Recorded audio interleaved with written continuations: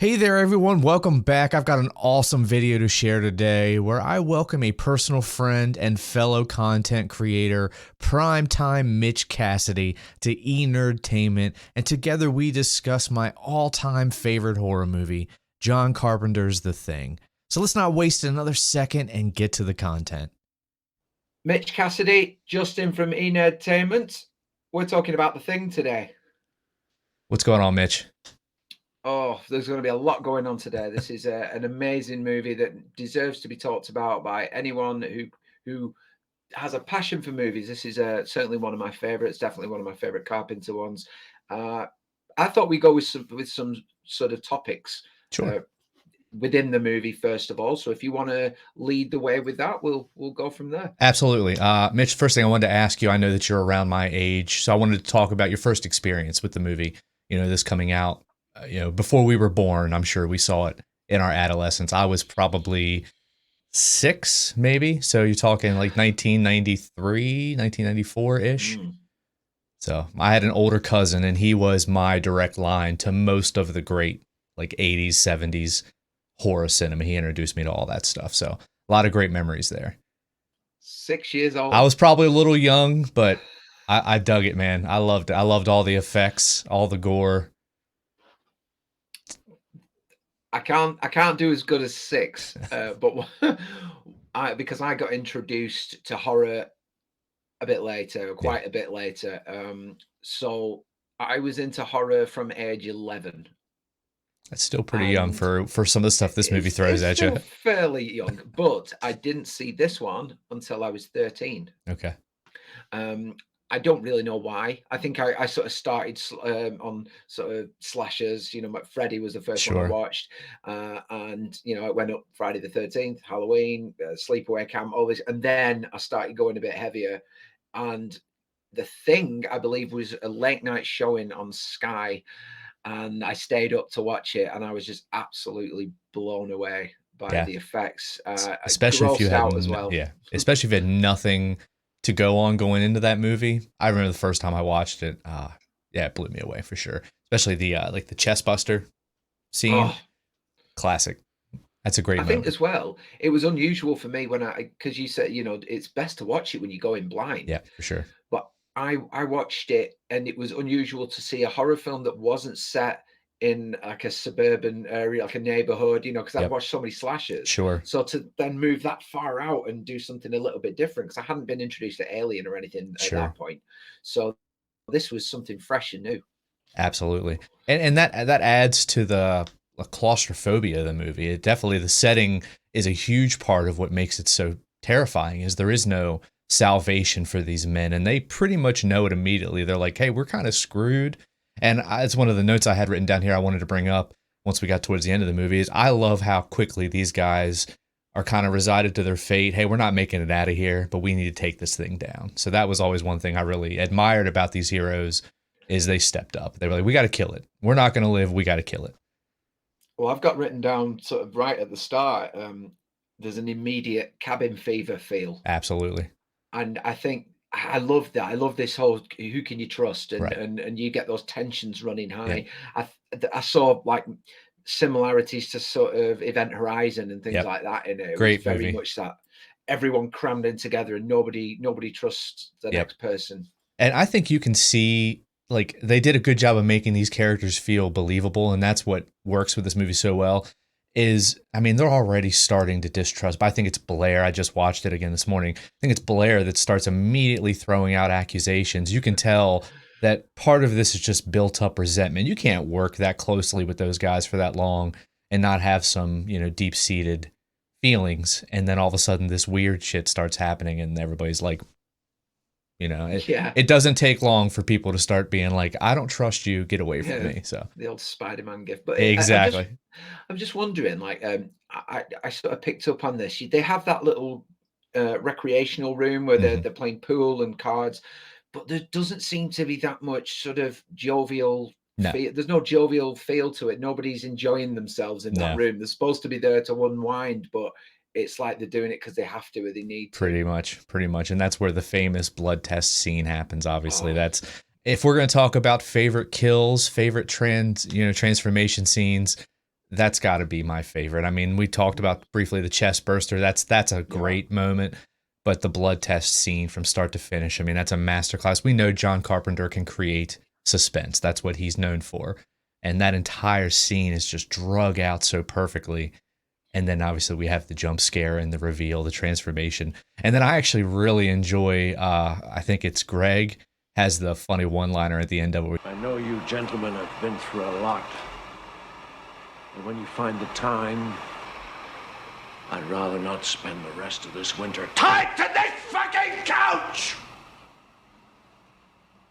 I love, if a movie can scare me to pieces and then give me a funny little one-liner to quick cap laugh. it's perfection, man. This movie is literally perfection. I like him as an actor as well. Yeah, for sure. He's a good guy. You don't see him in many things. You've got to really look hard for his portfolio, but he is really good if you do the I work on agree. that one. But I will say as well, if we're talking favorite kill, um, it has to be that one immediately Yeah. following the jump scare, Yeah. and it's just the waving him around in Oh yeah. midair. Absolutely, I was just Freaking head watching it head like splits this. open. Yeah, It's intense. One thing I wanted to ask you about is what's your least favorite kill in the movie? Because there are quite a few amazing kills. One stuck out to me. I don't know if there's one that you can think of off the top of your head.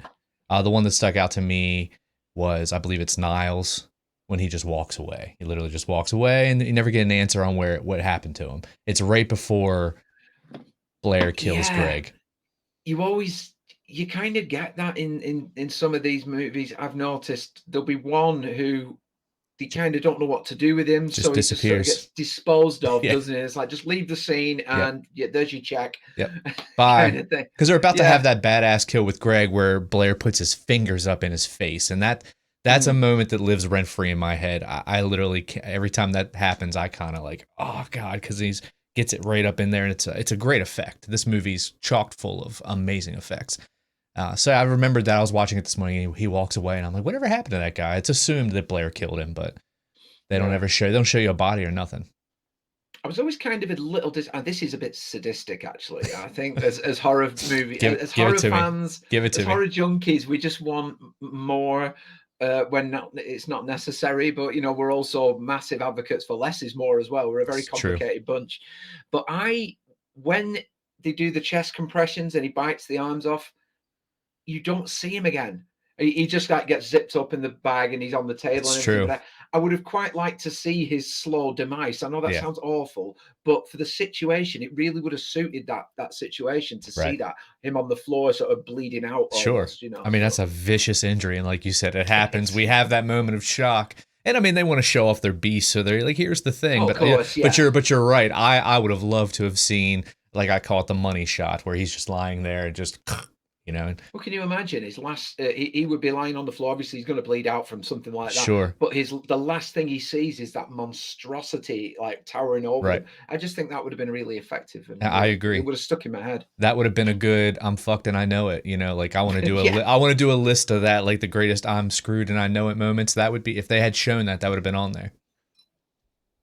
yeah. I just thought I actually only thought about that the other day when I was sort of doing my final sort of revision of what I've watched, and I thought, yeah, would have been effective that. I But agree. I agree. What about the ending? I mean, we can't talk about this movie without bringing up the ending. Do you think the answer's in front of us? Do you think it's ambiguous? Do you have a strong opinion one way or the other? I think if you end it like that, where it's very minimal, just a few words, and then it just sort of Yeah, pulls back from them, and exactly. they're on their own. And then the I screen think cuts to that's black. yeah, I think that's got to be ambiguous because you're not giving anything definitive. You're just sort of laying it in front of the audience Yep. and then taking it away from them. Yep. I mean, So the information's there in front of you. They're not going to make it. I kind of do think the child's might be the thing, just because you don't see a lot of breath coming out of his mouth. I know the director, I think, came out and said that that's just the angle they chose, but I think in the respect of the movie, I think it's kind of interesting because you see McCready breathing and it's just smoke, heavy breath, heavy breath, heavy breath. Childs is kind of back a little bit and you can't see his breath. And again, Yeah. I don't know that he consciously made that choice, but in the movie itself, it seems like a conscious choice, and I think that he might be the thing. So, but either way, I I prefer think the you're right. I prefer the ambiguous ending. Either way, even if I am right, I like you said, just pull him back. And McGreedy says, "Why don't we just wait and see what happens?" And that's a great way to end the It's movie. ominous in itself, isn't Exactly, and then you just pull it? back, cut to black. John Carpenter's the thing. I mean, is there a better horror director than John Carpenter in your mind? I know it's a tough question. I put you on the spot, but Well, my favorite horror is Freddy, so yeah, I was trying to stay alert. But I think overall, if you look at the body of work, there's so much innovation in there. It's hard to argue that. yeah. I think. And see, I'm torn because I'm a huge Freddy fan, and I also adore Scream. So Oh yeah, Wes Craven. I mean, how do you not throw him in that conversation? Maybe it's just 1A and 1B because the dude literally created two next level horror franchises. I mean, Nightmare on Elm Street and Scream will both be around for decades. yeah. But then you got John Carpenter. He created Michael Myers, who's arguably the most famous horror slasher of all time. So it's it's a buffet of amazing options, no matter which way you go. Actually, I'm really glad you brought up. I'll dive back into that ending. You brought up the breath. Hmm. Now I know that Kurt Russell took drags on cigarettes before takes so that more of that would come out. Okay. So in that case, that was a big deal to show that. So Yeah. therefore, you would think they would make sure that they could see it at the end from both characters. So Yeah. I think you're onto Yeah. something I there. again, whether it's true or not, I think in respects of the movie, it certainly makes sense. It looks like a logical choice by the cinematographer, whoever chose to set that shot up that way. I mean, where was Childs? I mean, he just comes The whole in time, and yeah. just says, "Oh, I thought I saw Blair," blah blah blah, and then we're just sitting there, and it's a certainly a more gloomy and terrible ending to think that McCready's just going to sit there and the thing's eventually going to jump him. But again, at that point, what's he waiting for? I want Suspense, to ask timing. you a question Yeah, as well. hit me.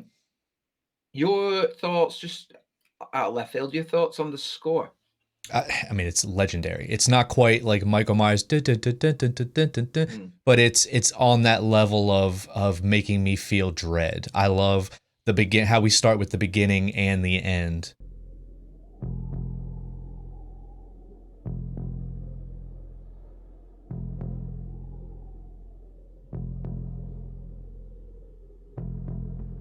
That same dun dun Yeah. dun dun. It's so there's nothing to it, but and he's such a brilliant musician. And it's minimal. It's always minimal, but he just knows he might as well just be plucking at my freaking like heartstring or my But it is a heartbeat, yeah isn't it, yeah essentially? And yeah and that matches what's going yep on. I mean, exactly I've also noticed that the score, um, there's more music when they're outside of the compound than when they're in it. right And you get more isolation by the fact exactly that it suddenly goes quiet, or you yep get such minimal sound in those situations. yep. And those are little subtle choices that a genius like that makes that you being a fan have watched it over and over and you've picked up on that. I don't even think you realize that on your first time you watch little choices that the directors make like that to make you feel, like you said earlier, claustrophobic. Just makes you feel crammed into a tight space, and that alone is terrifying for a lot of people. Well, even you get a bit of both. Yeah, You get the crammed in space inside the facility, but then you've got the vast, yeah, endless like nothingness. Antarctic. Yeah. Right, So both fears are covered there. for sure. That's a great duality. That's a good point. I mean, you're screwed. You're screwed no matter what you do. You can't stay inside. You can't go. You can't just run. You can't just run for it like they do in the slashers. Run down the street, start knocking on doors. That's not going to work. Yeah, because The there's nowhere to Norwegians are go when you're just Norwegians are freeze. already gone.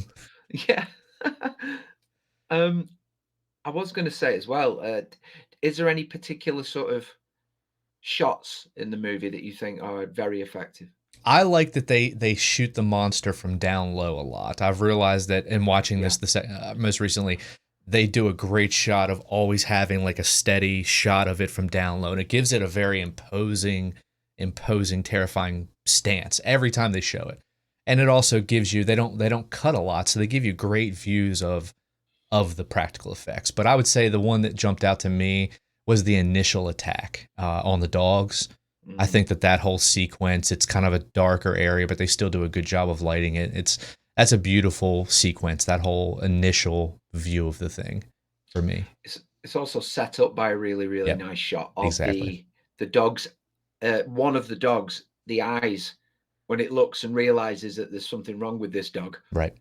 and it's almost like it's fear, but it's also sort of I'm on guard, something's not right. But you get it just by this quick glance for the dog looks up, and I thought that was amazing. And I Yep. wrote it down immediately. And when I watch it again, I'll probably go, yeah, that's why I wrote That's it it. down. That's it. That's awesome. Other than McCready, I mean, who is your favorite character in the movie? Who's your favorite side character, I would suppose, if it's not McCready? Who stands out to you? Because I think everybody gets a moment or a line or a death scene to kind of shine in this. Again, names isn't strong, so help me out. But I was actually a big fan of, and for a reason, it was it the chef. Yeah, that's Knowles. That's Now Knowles. that's it. Now Yep. the reason I liked him, I know he had a rubbish death, Yeah, he did. He did. but I thought he was a nice contrast to the sort of simmering tension from the rest of them. He was Right. just skating around, wasn't he? And I just thought you needed somebody like that on the outside Right. because Almost the otherwise it innocent was guy. just Yeah. yeah, it was Yep. just testosterone, and Exactly. he just sort of split it up a bit and lightened That's the a mood great just a point. little. He was out, obviously by far the youngest person there, Mm, and yeah, I do think that he brought a nice levity to a lot of situations. He was funny, and like I said, he wasn't in it to take charge. He just wanted to live. He knew that the yeah, situation was pretty dire, and he's like, I just want to get out of this.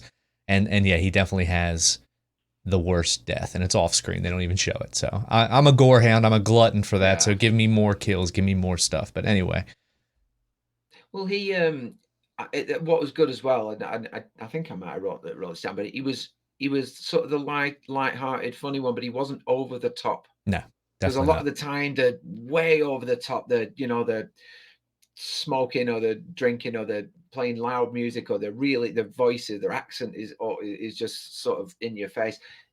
He looked like a normal guy amongst a bunch of damaged guys, Sure, I that's thought. that's fair. That's fair. That's a great observation. Actually, I had never really thought about that, but you're not wrong. You're not wrong. I I think as well when we look at the when it got to I've sort of wrote down up until the effect the real effects come in with the Hmm. dog and at this point I've just gone, this is next level. Yeah, for This sure. is next level creativity. The color contrasts as well in the thing itself. Hmm. Like when the faces are all merged together, the colors are incredible in it. Um, The imagination to come up with that, especially back then, and then to be able to execute, yeah, that's unbelievable. I think I've written as well here. Assimilate. It's the whole assimilation process is ironically similar to the effect of a snowball. And I just thought, I wonder whether that was even in the thinking because Right. I know there's an original, obviously, a thing Yeah. from another world from Sure. 1951. I've seen that as well. It's a very different Yeah. movie, but obviously the premise is there. But I'm just wondering whether the snowball effect was ever even thought of because that's essentially what the assimilation is. Right. That's a great point. Mm. As far as assimilations go, I remembered another standout scene was Bennings. I know you don't remember the character. He was one of the doctor guys, and he's the gentleman that gets left in the room with the dead body, the original dead Oh yes, body, and then yeah, they show him getting strangled, and then they come back and he's gone. And then he's the one that screams. You know, yeah, they catch him outside. He's got the freaky looking hands. That scene, yeah. I remember being another one where I was like, man, the assimilation process is just terrifying to see him over in the corner. Imagine the agony that he's going through, just slowly being, I guess, eaten. I think the hand scene was probably one of the even for all the brutal effects that we see Yeah, throughout this movie, that one made me actually flinch a little yeah, because it's the thought of him actually seeing it happening in front of him, exactly. He's you know? almost done. I mean, he's mostly Yeah. human, but he's not. And it's like that's when you're like, holy crap! Like this thing is truly terrifying. I mean, it's scary. It's scary stuff. That's why I told my son that this is, if you take it for what it is, one of the scariest horror movies ever created. I know it's not loud and bombastic, and you don't have oodles and oodles and oodles of of blood. There's a fair amount. I mean, there's definitely some good effects, but it's a slow burn. There's a lot of slow stuff that happens in this, a lot of atmosphere, and you just have to go along for the ride. I think it's one of those movies, if you immerse yourself in it, it Right. is terrifying. Exactly. Allow yourself to be those guys and not just Mm. sitting in your living room all cushy. It's a scarifying thing. Strangely, I've just realized the last thing I've written in this pad is going to contradict something. You asked me about the ending being ambiguous and Yeah. for Childs potentially to be the thing. I've written in the last line here, Childs is too level-headed to be the thing. And that might be fair, because I do agree that if one of them were the thing, you would think that they would just end it. And what are they waiting for other than dramatic timing? So they might both be human. I think that's what the director said. And then I know that there's no direct sequel to this, but I believe somewhere in the fiction there was a video game. I could be wrong, that they released a video game and you actually go back to, at some point, back to the Antarctica place, and McCready's there and he's alive. So it's implied in that, I believe, that Childs was the thing and he was able to dispatch him and he's still there alive. So, but I don't think that's canon. I don't know that that's like, in the lore. I think they like to imply. If I was going to hedge a bet on it, Yeah, I probably would say that they are both human, but I think the suggestion is they're probably going to freeze to death. exactly. That's if I had money on it. Yep. And the whole point is we're sitting here talking about it. That's what they wanted. Yeah. They want. I mean, we're here, what, 40, 50 years later, still talking about the ending of the movie. So that's what they wanted. Would you have changed anything? What do you change? I mean, what do you change that's not Exactly. just something that was a victim of the time? I mean, I even think the effects, I don't know that you could get a group of guys, practical effects guys today, that could go out there and do a better job, maybe a different job, but is it going to be better? Some of the rough effects, I think, work. So I wouldn't change. I wouldn't change a thing. Honestly, honest to goodness, I think it's damn near a perfect horror film. One thing, I'd have given Kurt Russell a smaller hat. That's fair, because he. Speaking from a hat wearer. Yeah, I like the beard. We could have shrunk the hat a little bit. That's fair. The hat was ludicrous. I don't know. I wouldn't mind, but he puts it on to get in a very small helicopter as well. And I mean, in that climate, I can't imagine a big old hat would be the best thing in the world anyway. No, it bothered me that if I didn't wear hats all the time, it might not bother me that much. But it just, it was enormous. I love Kurt Russell. We'll have to do another. We'll have to do another Kurt Russell, John Carpenter movie soon. I have one. Well, I did a watch along with a script reviewer, a friend of mine called JB, and we did Escape from New York. I mean, there you go.